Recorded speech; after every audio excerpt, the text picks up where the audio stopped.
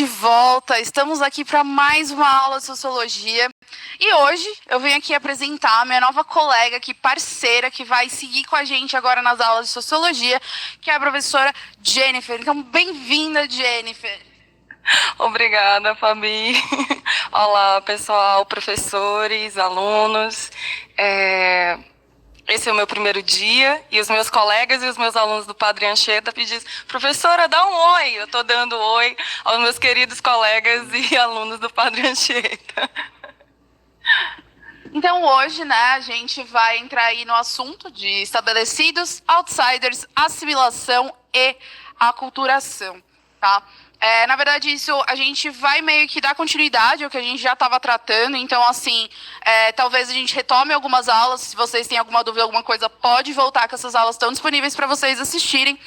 E, para variar, eu vou começar aqui com uma reflexão. Jennifer, só passa para mim o controlinho do slide. E aí a gente já coloca aqui. Então, eu tenho uma pergunta para vocês. Vou deixar aí um minutinho para vocês responderem. Se você já ouviu ou usou essas frases abaixo ou outras parecidas, né? Seu sotaque é muito esquisito, é feio, que roupa de baiano, programa de índio, né? Perguntar se o Acre existe e assim vai. Então, um minutinho aí para vocês responderem e a gente já volta.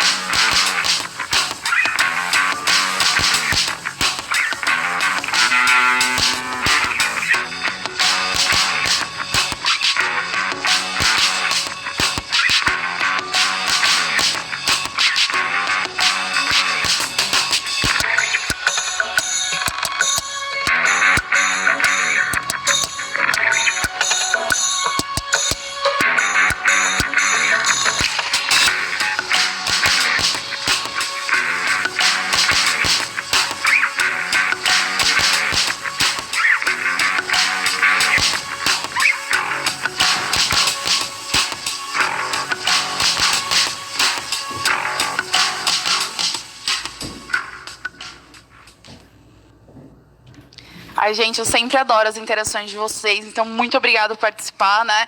Que eu acho que é isso que faz a nossa aula ser mais interativa e a gente ter esse pouco de contato, né, que nos é permitido. Então, e aí, Jennifer, o que eles escreveram pra gente?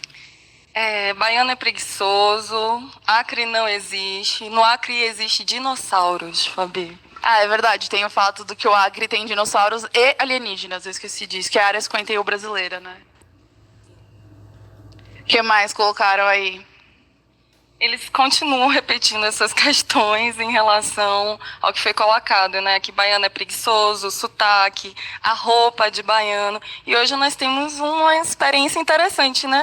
Hoje nós podemos, assim, contar causos da vida real, entendeu? Isso aqui vai virar, assim, agora um programa de abrir o coração. Então, dando exemplos que a gente pode trazer pra gente, né? É claro que eu não posso falar muito sobre as dimensões, por exemplo, desses tipos de preconceito que eu sofri, porque é óbvio que os preconceitos que eu sofri foram mais em relação à aparência do que ao fato de onde eu nasci, porque eu nasci em São Paulo e continuo aqui até hoje, mas algumas vezes eu já ouvi falar por causa que eu falo R de porta. E aí todo mundo fala, sério, interior? Aí eu falo, não sou. Ah, mas você fala porta? Sim, eu falo porta, mas eu nasci em São Paulo, então isso não faz diferença. Então, é óbvio que, para mim, por ter nascido aqui, eu não tenho como dizer dessa experiência de ter recebido. De falar, é óbvio. Algumas coisas são até... Não é nem que a gente fala por questão de preconceito. É aquela questão linguística que a gente ouve e fala. É igual quando alguma coisa acontece e fala, gente, graças a Deus. Às vezes você nem acredita, mas é a figura de linguagem que você está sempre usando. Mas aqui hoje, temos aqui uma novidade. temos uma senhora baiana aqui pra gente, pra falar como isso acontece com ela, que mora aqui em São Paulo. Então, Jennifer, por favor, abra seu coração, conte-nos tudo.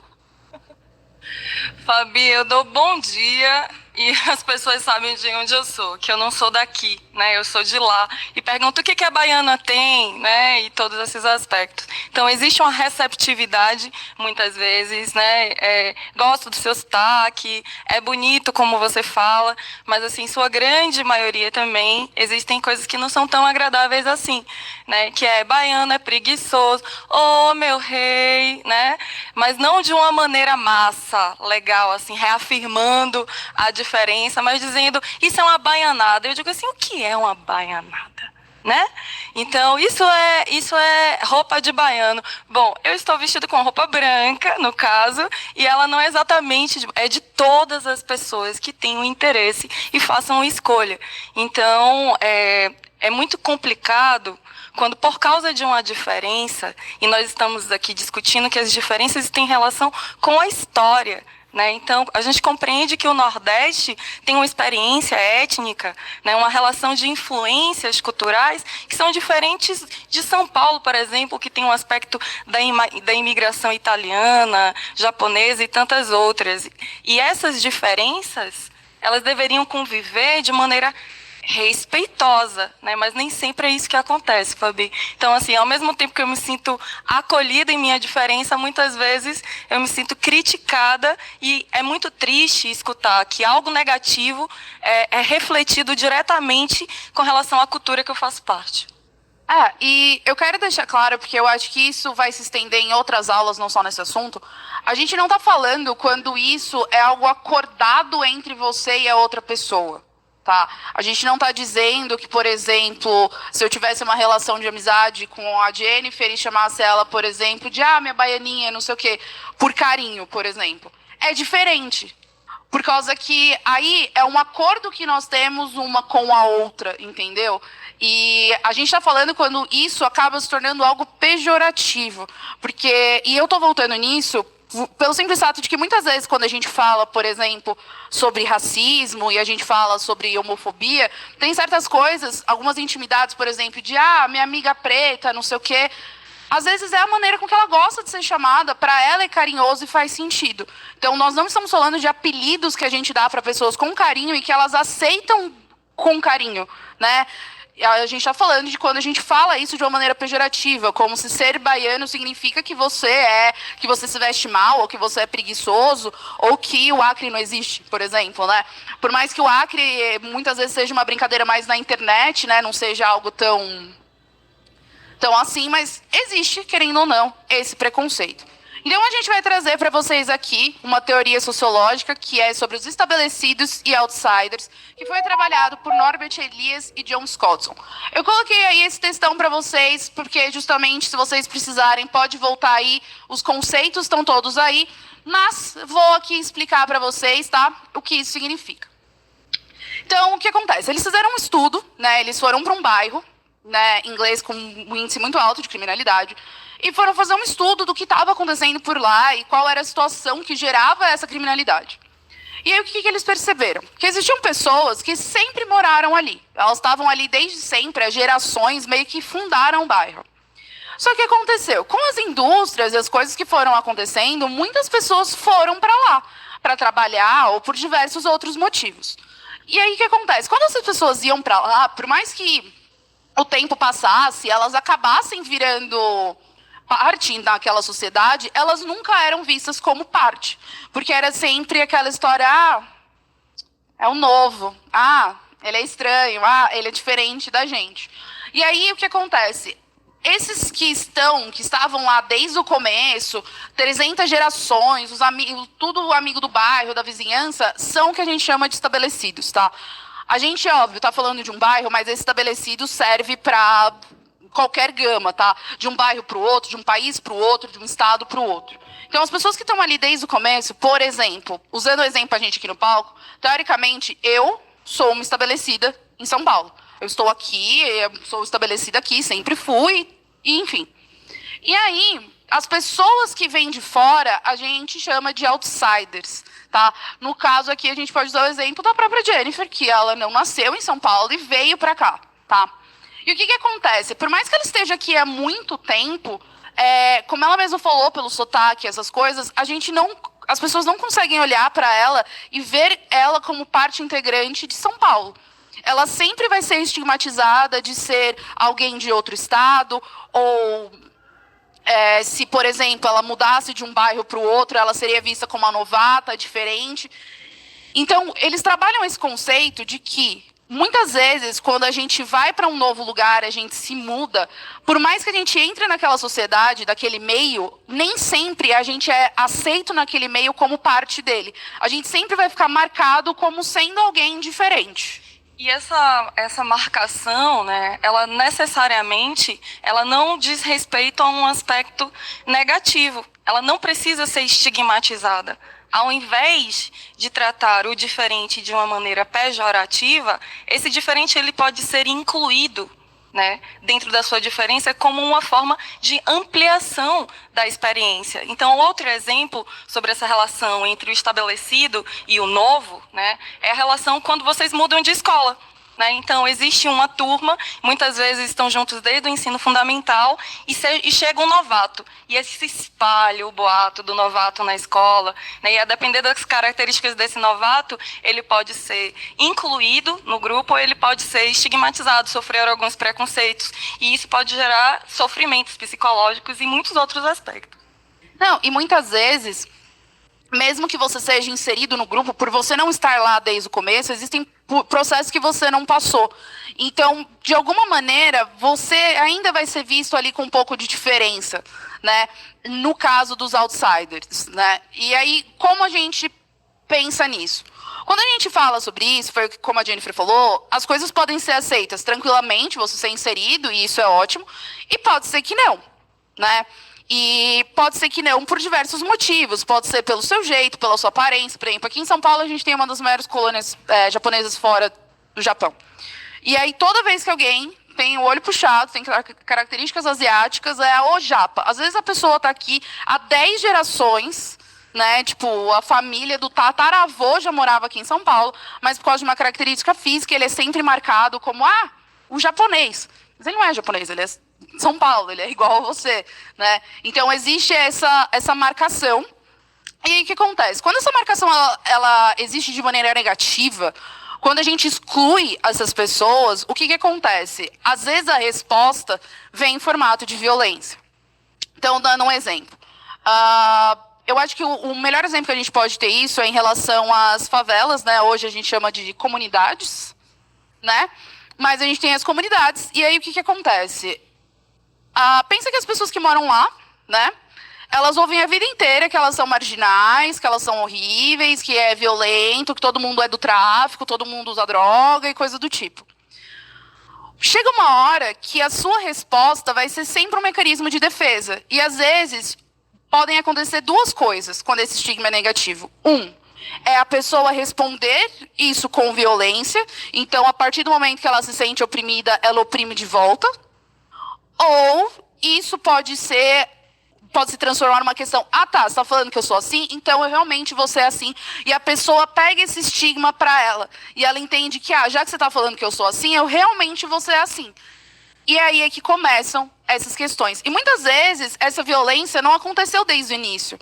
Na verdade, ela foi uma construção de que por tanto tempo as pessoas foram tão excluídas e tão martirizadas, né? Foram tão maltratadas, que a resposta se torna violenta, tá? Tanto pode ser no comportamento violento, né? Ou ações violentas criminosas, né? Às vezes pode ser só no bate-boca da pessoa falar, você é favelado, e você xingar ela, entendeu? Então, isso que eles perceberam é que a partir do momento que a gente exclui uma pessoa, estigmatiza ela e gera coisas para ela vai ter uma resposta. Se é óbvio, se você abraçou ela, a resposta vai ser positiva. Se você negligenciou e maltratou, a resposta vai ser maltratado de volta. Isso é muito importante, né, Fabi? Porque os conceitos que nós discutimos nas aulas de sociologia, eles só fazem sentido se eles ajudam a gente a entender melhor a realidade que a gente vive. né? Então, pensar sociologicamente é colocar a vida em análise, colocar dentro de uma perspectiva crítica, né? Então, essa relação entre o antigo e o novo é constante dentro da sociedade. E como é que nós lidamos com isso? Né? Por exemplo, eu também nasci na periferia, minha família é toda da periferia, e isso me traz orgulho. Eu tenho uma identidade compartilhada com aquele grupo, as relações de vizinhança, então existe uma coesão, que é justamente o que está sendo discutido no texto. Só que essa coesão, ela necessariamente ela não precisa ser, essa identidade construída num grupo, não precisa ser para desvalorizar o outro. Né? Porque nós também temos essa relação com preconceito em relação às comunidades, e que nós chamamos comumente de favela, e que eu posso me identificar, sim, eu sou da favela, eu sou da periferia, e eu sinto muito orgulho de ser da Quebrada. Outra coisa é que outra pessoa, morador de uma outra região, e considera que esse aspecto de diferença seja algo negativo. Então, é muito importante a gente entender a presença da relação entre as diferenças, mas essas diferenças, elas são parte. Mas outra questão é de que maneira, né, Fabi, essas diferenças elas são construídas numa desigualdade, numa violência institucional. Eu acho que, assim, não é um bom exemplo para dizer que é um preconceito, tá? Porque não é uma coisa que seja muito real. Mas eu acho que o que dá para a gente bater com a nossa realidade, por exemplo, porque é óbvio, a gente sabe as coisas que a gente sofre, mas a gente às vezes não pensa no que acontece com o outro. Quando alguém de uma escola particular vai para uma escola pública, normalmente é aquela questão, essa menina é mimada, ela vai ser chata, vai ser nojenta, não sei o quê. E às vezes ela recebe tanto esse estigma que ela fala, então tá bom, então já que eu sou nojenta, você vai ver o que é ser nojenta. E ela acaba sendo assim. Então, eu sei, não acreditem, tipo, não existe esse preconceito tão grande assim, mas é uma relação que a gente tem com o que é estranho, né? E eu acho que esse é um exemplo que talvez para vocês seja algo que vocês já tenham tido essa vivência, né? É óbvio, por a gente, né, ser de periferia, morar em áreas que não são nobres, né, Zona Sul é nós, a gente acaba sabendo como isso afeta a gente, mas a gente às vezes não percebe quando a gente faz isso com o outro. Eu acho que talvez esse exemplo sirva para a gente entender como isso acontece quando outra pessoa chega, outra pessoa de um grupo social distinto ou coisas do tipo, tá? Então, o que a gente vai colocar para vocês é que, assim, todos esses estigmas, eles são criados, né? Porque, obviamente, diferente de onde você morar, existem pessoas legais e pessoas que não são legais. Isso não importa se a gente está falando da alta sociedade ou se a gente está falando da periferia, como tem pessoas criminosas na alta sociedade, como tem na periferia. Então, na verdade, não é o status social que estabelece se uma pessoa é boa ou ruim, nem nada do tipo. Mas a gente crê que sim. Então, a gente sempre coloca que alguém que está de terno, que alguém que está super bem vestido, não é um criminoso, que aquela pessoa é uma pessoa íntegra, só porque ela está, assim, alinhadíssima. E aí, se você está todo ciclonado, já vão olhar para você e falar que você é bandido porque você é ciclonado. E aí? Então, esse estigma é uma criação da sociedade, porque ele não condiz com o aspecto real do que está acontecendo, né? Você dizer que só porque alguém mora na periferia é bandida, você excluir todas as outras pessoas de outras classes sociais que também são, né? Você dizer que todo rico é mesquinho, quer dizer que existem pessoas que têm dinheiro e não são mesquinhas, como tem pessoas que são humildes e, na verdade, são as pessoas que mais se doam e mais fazem coisas em prol das outras pessoas. Então, a gente tem que pensar que todos esses conceitos que a gente tem em relação às pessoas, de estigmatizar elas, é uma criação social. Por exemplo, aqui é muito comum a gente ver um japonês ou alguém que tem uma ascendência asiática e chamar de japa, o que não significa que outros países eles tenham esse mesmo tipo de tratamento, né? Então, eu acho que isso pra gente fica muito, muito claro quando a gente vê que mesmo a gente sendo um estado, né, que atrai muitas pessoas, que a gente tem diversas culturas de outros estados, outros países, a gente ainda tem essa mania de estigmatizar pessoas que pra gente não tem cara de paulista, ou não falam como paulista, né? O que a gente entende, né? Porque, segundo a gente, paulista não tem sotaque, né? Então, a gente acaba sempre colocando, todo mundo tem sotaque, paulista não tem. Mas a gente tem sotaque. A diferença é que quando você ouve isso a sua vida inteira, para você isso é o normal, não é ter sotaque, né? Para um carioca, a gente tem sotaque, né? Provavelmente para a Jennifer, quando ela veio para cá, a gente tem sotaque, não ela. Então, tudo isso é como a gente enxerga e a gente constrói essa visão. Essa visão que generaliza, essa visão que estigmatiza, essa visão que hegemoniza, que torna todo um grupo, né, possível de ser reconhecido por uma expressão. Então, nem todas as pessoas, né, que são parte, né, do continente asiático são japoneses. Assim como nem todos os nordestinos são baianos. Então, essa distinção histórica, étnica, a valorização da diferença precisa estar colocado, né, nas nossas relações cotidianas.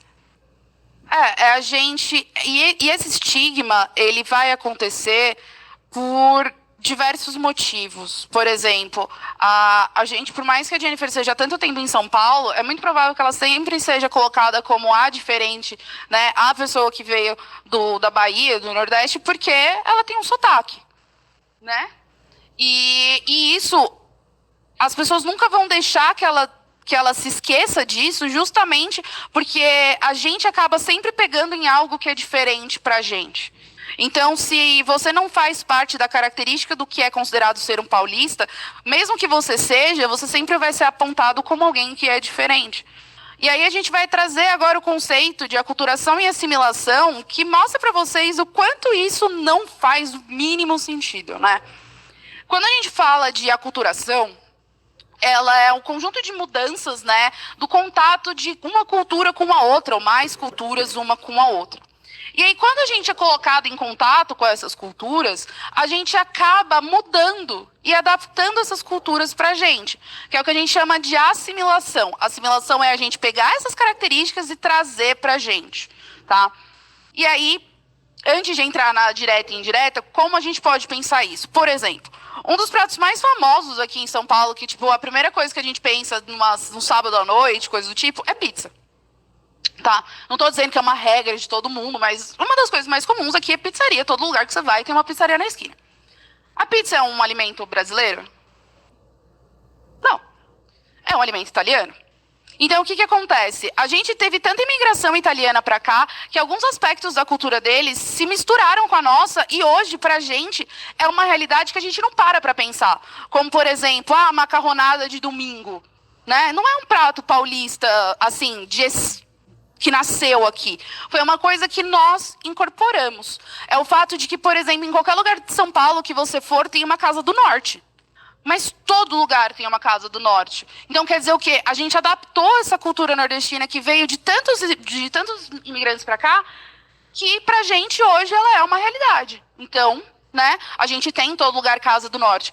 E quando a gente faz isso, essa assimilação, essas coisas começam a ser naturais e a gente não pensa mais nelas como sendo algo estranho, como sendo algo diferente.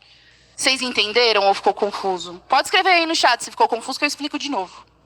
E esses aspectos, né, Fabi, são importantes porque nós pensamos assim, bom, nós temos uma experiência histórica no Brasil que é da invasão portuguesa, né, e do genocídio indígena. Né, por exemplo, esse processo, chamar isso de aculturação é um pouco problemático, porque nós estamos falando de um processo de dominação e de violência. Né? Então, não é aculturação. A gente precisa institucionalmente compreender essa forma de dominação de um determinado grupo em relação a outro. E a assimilação também só se estiver dentro de uma relação de troca. E não de um processo de padronização e imposição de um determinado código social que é melhor, que possui uma superioridade em relação a outro, novamente, o outro, e este outro está passível de ser retirado o direito à sua identidade, à sua história, aos seus aspectos étnicos e imposto, né, aquilo que é considerado superior ou melhor. Aqui, por exemplo, a gente tem o exemplo da aculturação direta, que é quando a gente fala sobre esse choque de culturas, que pode ser por colonização, guerra, imigração. É quando o contato que você tem com a outra cultura é diretamente com a pessoa. Né? A gente por muito tempo a gente, como a Jennifer falou, foi vinculado o fato da colonização ser um processo de aculturação. Só que não é bem assim, justamente porque a gente acaba com a outra cultura. Então, quando às vezes esse processo acontece, ele pode sim acabar com a cultura local. E aí não é bem um processo de assimilação, na verdade, é um processo de dominação, de hegemonia. Agora, a gente também, e o que a gente vive mais presente hoje, né? Porque por mais que ainda exista uma aculturação direta, mas, na verdade, os grandes fluxos migratórios aqui hoje são muito mais variados. Então, é óbvio, a gente teve japoneses, espanhóis, portugueses, e a gente pegou essas características. Hoje, a gente sofre um tipo de aculturação que é indireta. E o que é isso? É a influência que a gente recebe por meios, diversos, como jornal, TV, internet. Então, dando um exemplo agora, está na moda do K-pop. Então, muita gente está aderindo a certas rotinas, a certos hábitos coreanos. Como, por exemplo, rotina de skincare, maquiagem, estilo de música e coisas do tipo. Esse, por exemplo, é um tipo de aculturação que a gente pode dizer que é indireta. Porque não foi que os coreanos vieram todos para cá e aí a gente acabou trocando informações. Na verdade, os meios digitais fizeram que a gente tivesse contato com essa cultura e a gente pegou esses aspectos para a gente. Então, por exemplo, hoje o mercado de skincare no Brasil é muito grande e isso se deve justamente a essa noção coreana de beleza que a gente trouxe para cá, né? A questão do K-pop e assim vai. Isso eu estou falando de algo que hoje está atual. Mas se a gente pensar em outros movimentos, isso aconteceu e vai continuar acontecendo sempre que a gente tiver esse contato com outras culturas, seja presencialmente, porque é óbvio que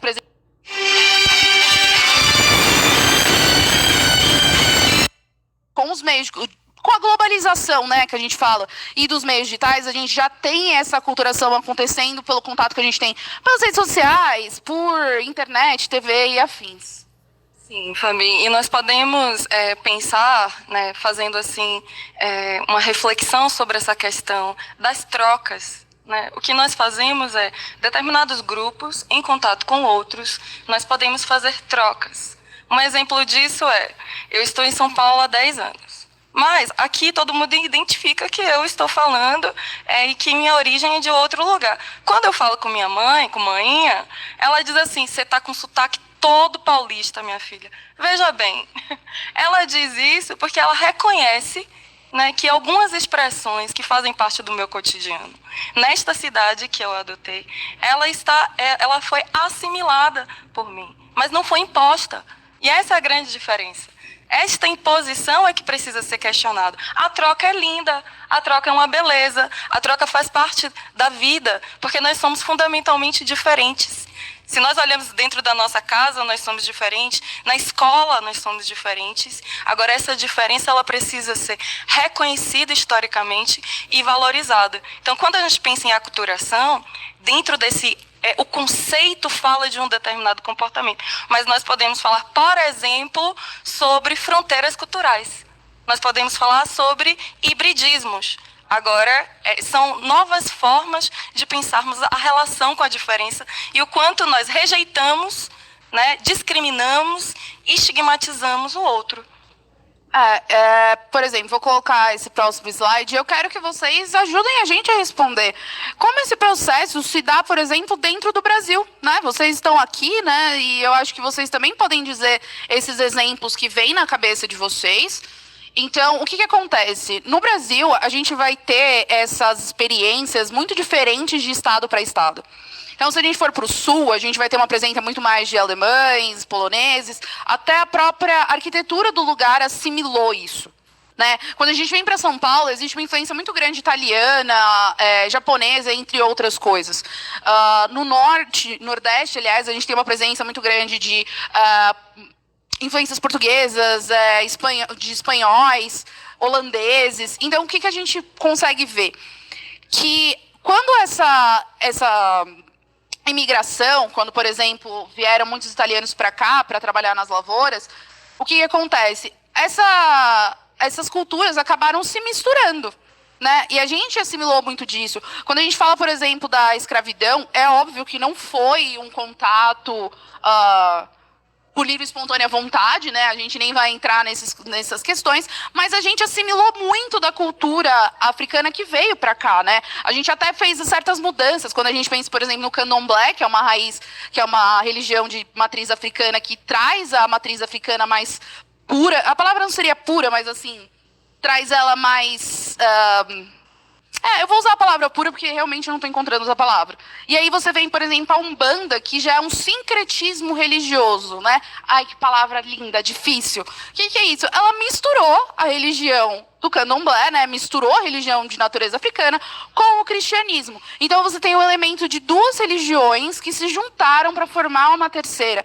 E isso, por exemplo, é um grande exemplo de assimilação, que é quando você tem esse contato com as diversas culturas e você une elas de uma maneira que fique natural. Né? Nunca ninguém parou para pensar que o fato da gente ter tido uma grande influência italiana é o que faz a gente ter tanta pizzaria por todo lugar. Né? A gente nunca para pensar isso, mas existiu essa assimilação. E por ela ter sido feita de uma maneira tão natural, assim, né? A gente não consegue perceber, porque foi assimilado de uma maneira que não foi obrigatória. Como, por exemplo, os índios, que, como a imposição da cultura foi obrigatória, eles perderam todos os aspectos, né? Então, é muito claro você ver quais são aspectos indígenas e quais não são daquela época, porque esse choque não foi um choque que foi natural, que as coisas foram ali, né, se juntando aos poucos e de uma maneira gradativa. Esse ponto é muito interessante, porque ele é um dos exemplos mais comuns sobre a assimilação e a aculturação direta. Entretanto, né, é possível de ser percebido nos movimentos dos povos indígenas, porque são muitas etnias, tem uma beleza de diversidade linguística, de comportamento, né, de cosmologia, que as pessoas, cotidianamente, elas podem estar distantes disso. Né, mas os próprios povos indígenas, né, e a sua relação com o parentesco, com a natureza e com seus outros irmãos é extremamente clara, profunda, com sua historicidade muito bem colocada. Né. Nós precisamos entender melhor, estudar mais sobre os aspectos relativos à história dos povos indígenas, porque eles são plurais, para entendermos que não existe assimilação ou aculturação. Né, existe uma relação histórica que produz grandes desafios e dificuldades para que esses grupos mantenham seus direitos. Tanto que a gente pode perceber que a gente quase não tem características indígenas no nosso dia a dia. Né? A gente tem ali um prato ou outro mais perto da onde tem essas regiões, mas em muitos lugares essas coisas se perderam. Mas a gente chama o Ibirapuera de Ibirapuera. Tá, mas isso não é assim. Muitas coisas que a gente tem de cultura riquíssima indígena, em muitos lugares se perderam, justamente porque não foi uma assimilação, não foi uma coisa que foi absorvida e a gente hoje faz essa troca. Em muitos lugares ela foi simplesmente destruída, né? Ela foi apagada da existência que ela tem ali. É óbvio, a gente sempre vai ter traços ou alguma coisa indígena, porque é a nossa matriz, muitos de nós somos descendentes de indígenas e assim sucessivamente, né? Tomamos banho todos os dias e isso... Índios, beijos. Obrigada aos indígenas pelo banho. Então, assim, existem certas características que é claro que ficam, mas ela não é tão presente quanto características de outras nações, porque justamente não foi uma assimilação natural. Não foi algo que, às vezes, uma guerra fez com que um povo fosse expulso de um lugar ou tivesse contato com o outro. Não, ela foi simplesmente a tentativa de apagar ela historicamente. Então, por isso que a gente não consegue ver tantos elementos, a não ser coisas que, pra gente, a gente olha e tem a visão de que aquilo é indígena. Né? A gente meio que, quando olha, a gente fala, não, isso aqui é indígena. Mas a gente não vê a pizza como algo italiano, a gente vê a pizza como uma coisa nossa, né? A macarronada de domingo como uma coisa nossa. Então é mais ou menos essa diferença, e por isso que a gente não fala... É que assim, por mais que seja o maior exemplo de aculturação, a gente pode dizer que não é o melhor exemplo de aculturação, né? Até mesmo porque não houve, né? Até mesmo porque essas questões identitárias das comunidades e povos dentro da sua cosmologia, né? Dentro da sua permanência, né? A presença dos indígenas, né, nas suas terras e a luta pela sua manutenção e respeito da sua cultura não está relacionada com a existência deles. está muito mais relacionada com o processo de dominação, né, que é justamente o aspecto da aula, né, que é essa relação entre os outros, né, e mais nesse sentido os indígenas são os estabelecidos, né? E a gente, na verdade, inverteu essa posição, porque pra gente eles são outsiders. A gente inverteu isso. Tanto que nós somos brasileiros, eles são indígenas. Né? Nunca ninguém fala de um indígena com um brasileiro. Ah, não, esse aqui é meu amigo, fulano. Não, é tipo, esse aqui é meu amigo índio. Sabia que ele é índio? Sabia que a família dele é índia? Não é assim? Então, assim, a gente, na verdade, aqui no Brasil, a gente inverteu essa situação. Porque, teoricamente, eles são os estabelecidos e nós somos os outsiders. E a gente acabou transformando eles em outsiders. Vocês veem, gente, sociologia é uma coisa louca. Então é por isso que a gente está trazendo para vocês a questão de que quando a gente faz esse preconceito dos outsiders, a gente acaba estigmatizando certas coisas. E não faz sentido, porque a gente justamente é uma junção de tantas culturas e de culturas que a gente lida todos os dias, é igual. Por que a gente tem tanto preconceito com pessoas que vêm do Nordeste, né? Fala muito isso, sendo que a gente vive a base de produtos nordestinos, né? A gente, Casa do Norte está em qualquer lugar, em todo lugar, pelo menos tem uma pessoa que tem origem nordestina e coisas do tipo. Então, isso são coisas que nós criamos. Porque, na verdade, os costumes já estão assimilados, eles já estão dentro da gente. Mas a gente ainda faz essa separação entre as pessoas que participam desse processo. Por isso que é importante, né, Fabi, a gente resgatar essas referências históricas para que a gente possa ter em mente, né, quais são as origens, né, dos estigmas, dos preconceitos, das exclusões, para que nós possamos ser pessoas melhores.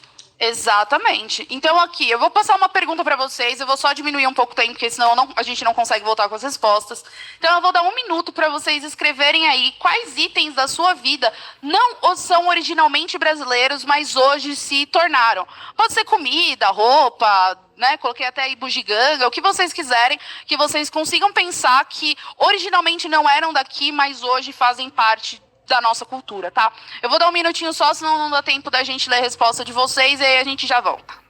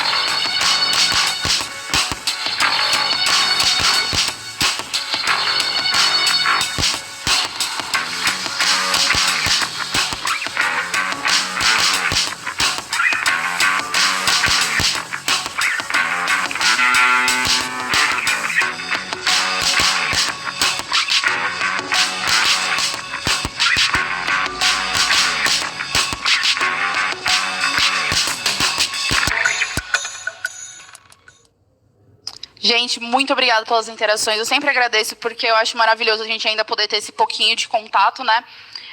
Antes de passar para a Jennifer, só uma pergunta que eu estava vendo junto com ela, sobre a questão da assimilação ela ocorrer com uma pessoa tendo contato direto. A gente explicou isso antes, que existe o indireto e o direto, tá? Então, o direto realmente é quando você tem uma pessoa com quem você tem contato, e o indireto é quando essa influência vem de meios externos, como TV, internet, que é o que a gente tem hoje. Mas e aí, quais foram as respostas deles? Muitas respostas interessantes, obrigada pela participação, tá muito bonito isso aqui, né? Então, nós temos aqui a feijoada, a pizza, o aipim, o cuscuz, o perfume. Peraí, que o aipim é nosso, gente, pelo amor de Deus. O piano, viu, Fabi? Piano, a maquiagem egípcia, são muitas referências que nós temos, essas trocas culturais. Então, assim, muitas das coisas que a gente usa hoje, que a gente tem hoje, não são nossas. Então, é isso que a gente tem que pensar. E, na verdade, tirando o aipim, porque o aipim é nosso, né? O resto, realmente, não era nosso, veio com o tempo. Então é isso que a gente tem que pensar e entender quando a gente fala sobre preconceitos. A gente está chegando no final da aula, realmente a gente só tem aí alguns segundos, então eu gostaria muito de agradecer. Qualquer dúvida que ficou, se vocês têm contato com a gente, pode perguntar para a gente, ou pergunta para o seu professor, né? Pesquisa, vai atrás, porque o nosso tempo é muito curto e a gente sabe que às vezes o assunto poderia se estender aí para ficar o dia inteiro conversando. Eu agradeço sempre a presença de vocês, eu agradeço muito e, claro, fala aí depois, no final da aula, o que vocês acharam, o que a gente pode fazer para melhorar e o que vocês, né, gostariam que a gente fizesse para poder ajudar vocês aí do outro lado, né? E aí, Jennifer, vamos nos despedir dos nossos amigos? A aula foi linda, a participação foi assim fantástica, obrigada de verdade. É isso que faz valer a pena a escola se tornando nesse formato por enquanto, para que a gente possa aprender juntos. Então, até a próxima aula.